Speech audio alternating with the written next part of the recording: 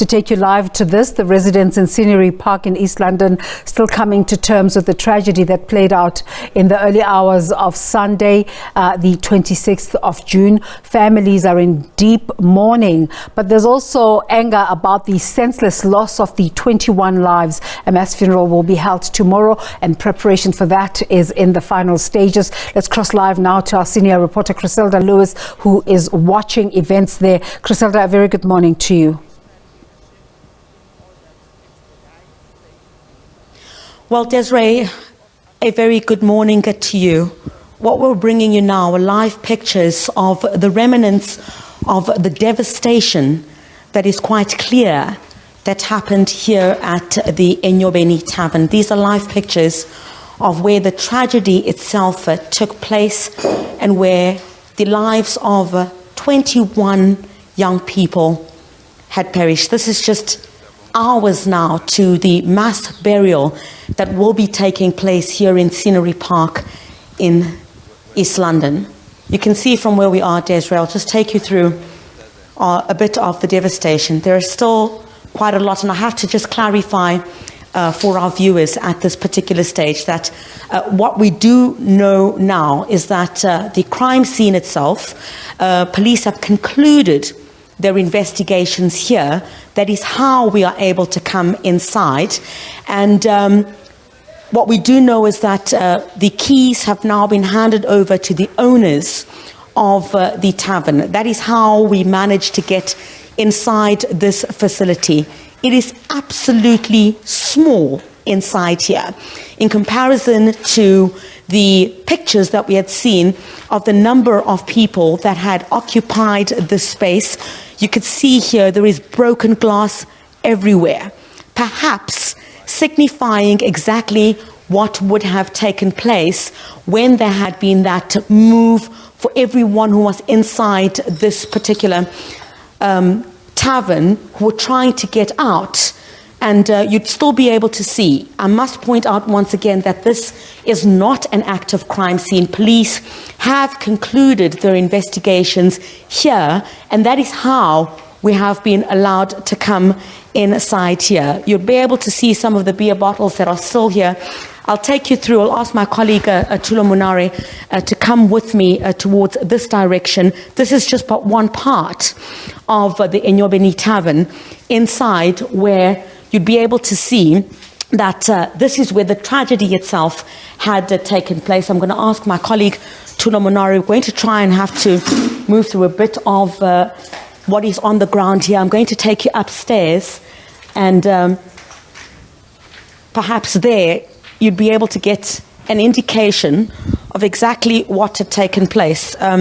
The size of this particular establishment, you'll see here, ask my colleague, this is where police had cordoned off this area. And I must say, it certainly points to the devastation of what we would have experienced here, on the basis that this is where all those young people were. There's been much criticism about how this facility was able to allow, so many people inside this establishment.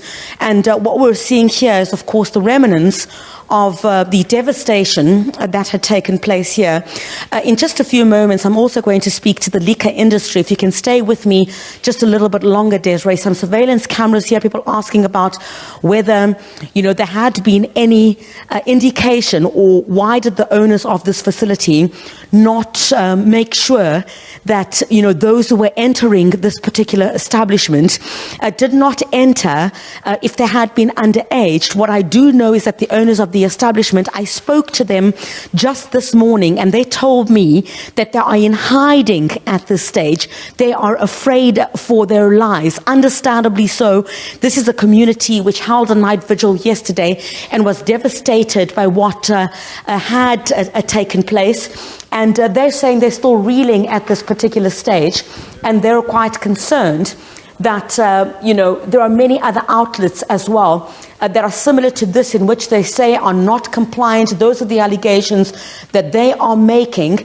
And what they're basically pointing to is to say that something needs to be done, about exactly what happened here at the Enyobeni tavern. We know that the post-mortems have not yet been concluded. This is just hours now before this mass burial that is expected to take place tomorrow. President Cyril Ramaphosa is expected here.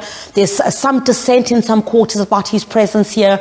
Some people accusing the current government of not putting enough effort into ensuring that young people are able to occupy themselves with other things besides alcohol. A tragedy that has taken place here, which has raised the ire of many, but not surprising to other quarters, which have indicated that this is about, a tip of the iceberg in terms of what we see of the involvement of young people, entertaining themselves with alcohol. We're also expecting the portfolio committee from Parliament to also be here at about 12 o'clock. I don't know if they're going to be allowed into this tavern.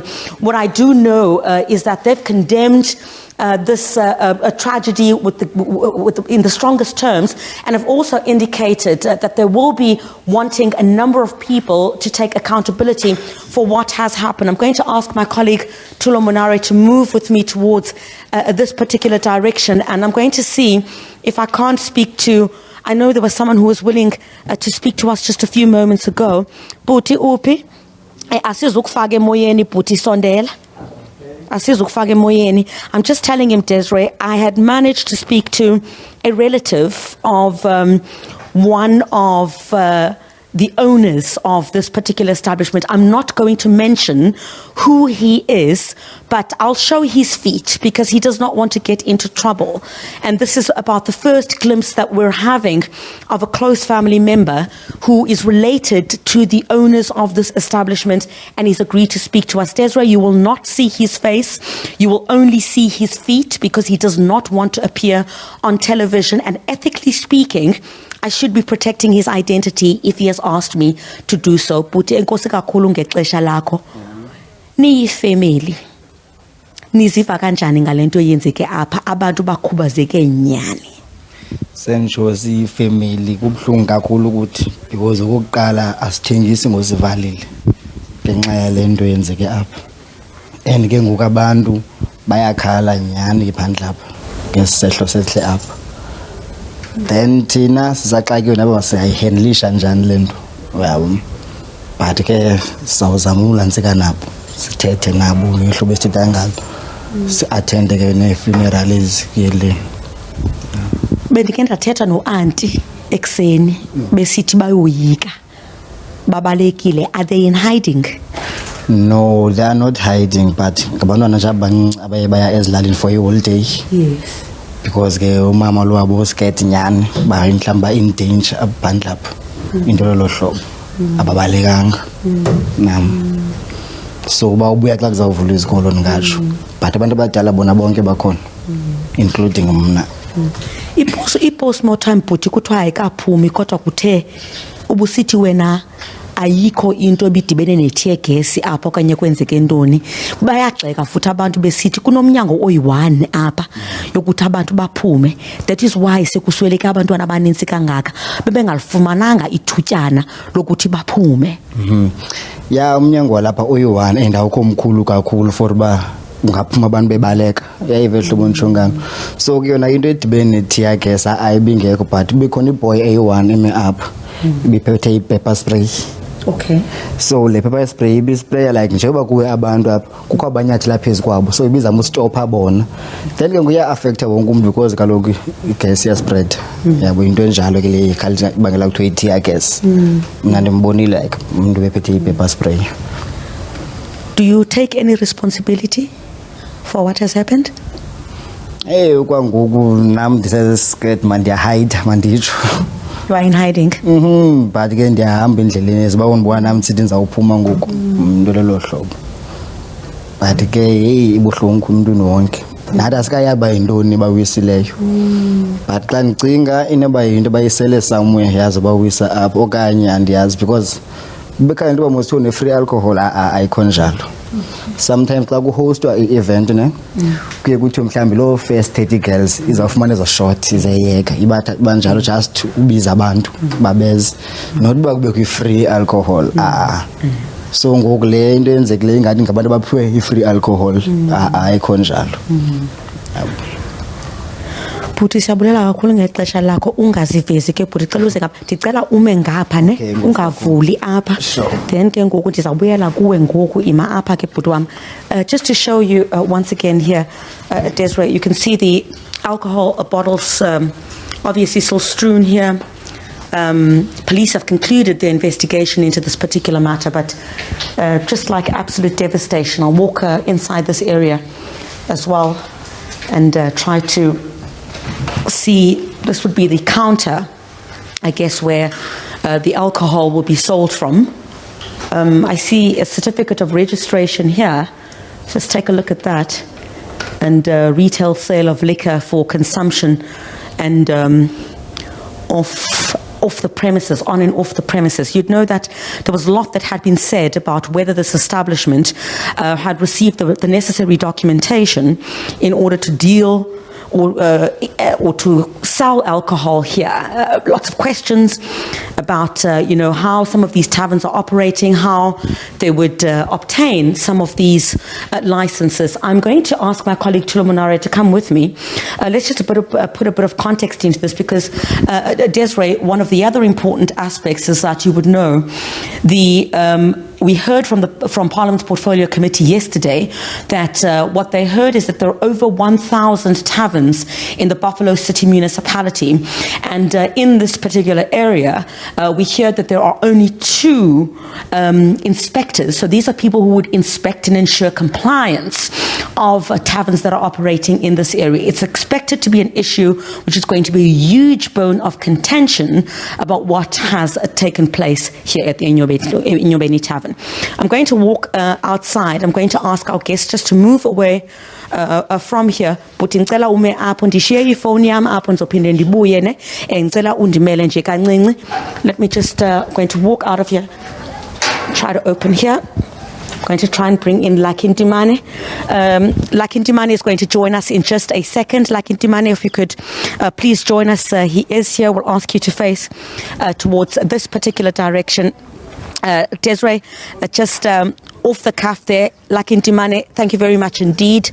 A popular face within the liquor industry and talking about compliance and a number of issues. Let's get your reaction first of all to what has taken place here in Enyobeni and what it sheds about the liquor industry in South Africa and perhaps how much there is issues pertaining to regulation. That is under the spotlight now.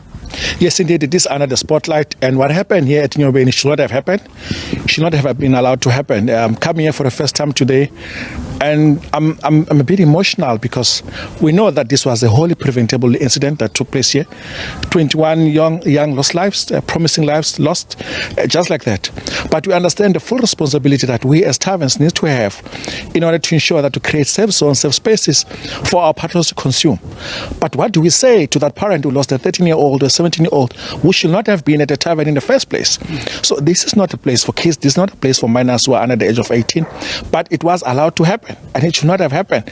We need to take up that responsibility as liquor traders because we operate in communities to be able to say we are going to provide safe spaces, but also going to work with our communities to make sure that we support our communities, not with noise or doing rowdy things, but with doing great things by being role models, by being those uncles, by being those fathers, by being those mothers to our kids, and not bring them to their death like we've seen here.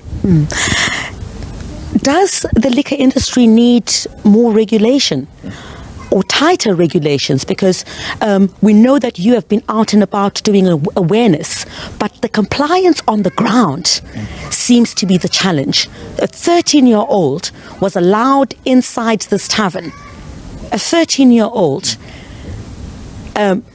Others were even slightly older than that. Clearly something is wrong. The onus is on you as the liquor industry, is on the tavern owners who must ensure that compliance. I agree, you can't be everywhere at once, Lucky. But tavern owners, we're hearing from the Portfolio Committee that there are 1,000 taverns in the Buffalo City municipality and there are only 2 inspectors. How is that allowed to happen? So we we fully understand the anger actually that is directed at the alcohol industry. That's why we are taking that responsibility to talk to our traders about issues of compliance, which are also contained in the license regulations. So every trader knows the regulations that they need to abide by.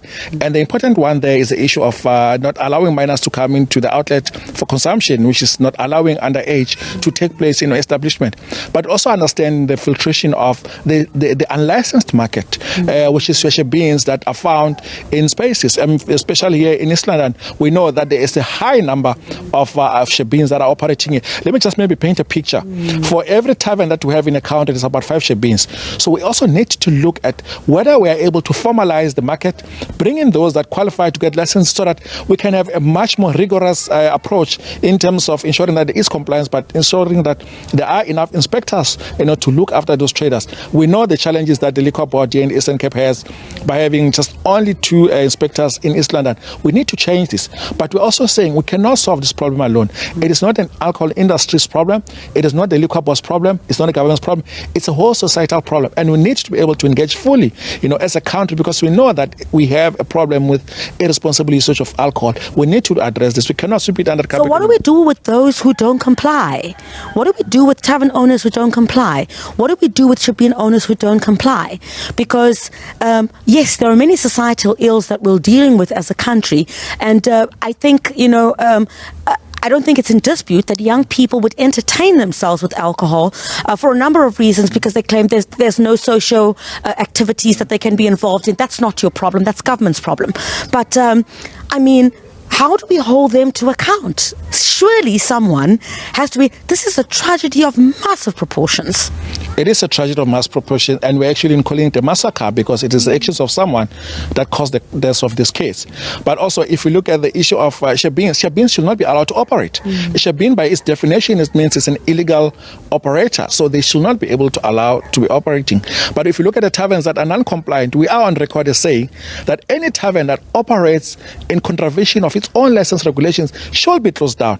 And we need to actually even maybe relook at the regulations that allow for the revoking of those licenses to be much simpler. We know that Enyobeni tavern, for example, license has been revoked, but it's going to take a long court process to have this license invalidated and cancelled. So we need to be able to make it easier for law enforcement officials to actually take away licenses of people that are non-compliant. We cannot divorce the fact that taverns operate in the middle of communities. Hence, there needs to be a good working relationship between a taverner and communities. We cannot have a tavern being a nuisance in community, disrupting social harmony and cohesion. We need to be able to work together. Lucky Tumane, I always forget the proper name of the organization. Say again? National Liquor Traders. There you go. I always get it wrong. Thank you very much, Lucky Tumane. The National Liquor Traders. Lucky Tumane is from there. And we're expecting here tomorrow a lot of focus to be on the burial of these 21 young people. You'll still see here some of the remnants. I'm going to try and move this tripod out of the shot here. And this is what remains here at the Enyobeni tavern. And in just a moment, I know this is a spot where through this door is where these young people had met their demise. And I must tell you, Desiree, it's very difficult to be in here. East London is an area where I had gone to university here. And the social life, I can tell you, is something that I know very much about in this particular area.